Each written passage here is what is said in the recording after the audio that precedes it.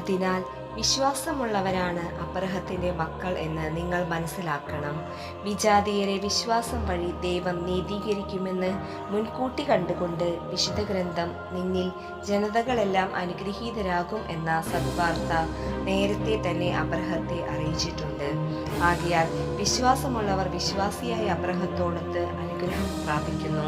നിയമാനുഷ്ഠാനത്തിൽ ആശ്രയമർപ്പിക്കുന്ന എല്ലാവരും ശാപത്തിന് വിധേയരാണ്. എന്തെന്നാൽ ഇപ്രകാരം എഴുതപ്പെട്ടിരിക്കുന്നു: നിയമഗ്രന്ഥത്തിൽ എഴുതപ്പെട്ടിരിക്കുന്നതെല്ലാം അനുസരിക്കാതെയും പ്രവർത്തിക്കാതെയും ഇരിക്കുന്നവൻ ശപിക്കപ്പെട്ടവനാണ്. ഒരുവനും ദൈവസന്നിധിയിൽ നിയമം വഴി നീതീകരിക്കപ്പെടുന്നില്ല എന്ന് വ്യക്തമാണ്. എന്തെന്നാൽ നീതിമാൻ വിശ്വാസം വഴിയാണ് ജീവിക്കുക. നിയമത്തിന്റെ അടിസ്ഥാനം വിശ്വാസമല്ല, എന്തെന്നാൽ അവ അനുഷ്ഠിക്കുന്നവൻ അവ വഴി ജീവിക്കും.